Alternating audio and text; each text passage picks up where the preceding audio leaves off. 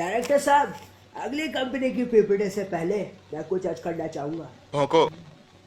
पहली पीपीटी में कहा गया कि सीजी कट ऑफ 7 है, हमें वापस भेज दिया गया और हमें एम्प्रेस रखने की पूरी कोशिश की गई। अगली पीपीटी से पहले मेरे कोई फॉर्मल्स उठा के ले गया और केस बना लापरवाही का, जबकि प्लेसमेंट ऑफिस में मैंने साबित कर दिया कि सीजी कट ऑफ 7 नहीं 6 था। मेरा रूमी उस दिन सच कहने ही वाला था, लेकिन प्लेसमेंट कोड ने फिर अपनी चाल चल दी। छुट्टी का बहाना देके पीपीटी रख दी। नहीं तो डायरेक्टर साहब, उस दिन मेरा इंटरव्यू हो जाता और आज मैं प्लेस्ड होता। अगली पीपीटी से पहले मैं एसबीआई क्लर्क का फॉर्म भर दूंगा और केस बनेगा ऑफ कैंपस प्लेसमेंट का, और आप फिर से पीपीटी लिख देंगे। और उस पीपीटी से पहले मुझे क्लर्क बना के गांव की किसी ब्रांच में फेंक दिया जाएगा, और इसी तरह ना ही प्लेसमेंट के लिए कोई लड़ने वाला बचेगा, ना ही पीपीटी देखने वाला। रह जाएगी तो सिर्फ पीपीटी।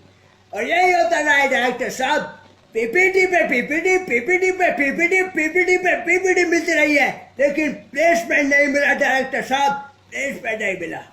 मिली है तो सिर्फ यह पीपीटी। प्लेसमेंट के दलालों ने पीपीटी को प्लेसमेंट के खिलाफ एक हथियार की तरह इस्तेमाल किया है साहब। 2 पीपीटी के बीच प्लेसमेंट ऑफिस के बाहर ये प्लेसमेंट का धंधा करते हैं। धंधा चार वाले तोड़े जाते हैं, खरीदे जाते हैं, बहलाए जाते हैं, और रह जाती है सिर्फ पीपीटी। लोग प्लेसमेंट के लिए अपनी जमीन दादर बेच के इंजीनियरिंग करते हैं और ले जाते हैं तो सिर्फ पीपीटी। लड़कियों ने पॉन्ड्स और यहाँ तक बोरोलिन तक पहुंचे हैं प्लेसमेंट के लिए, और उन्हें भी मिली है तो सिर्फ PPT.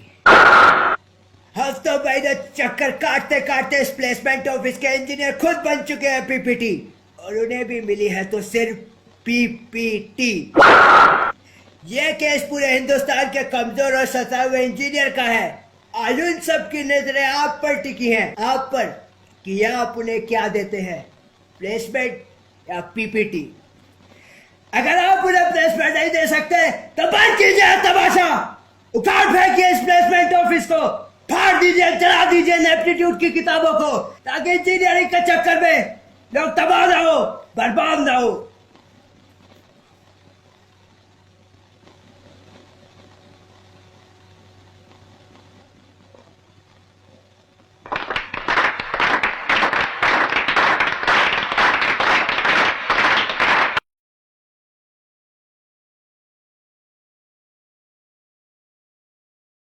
Please like, share and comment. वरना आपको भी मिलेगी सिर्फ पीपीटी।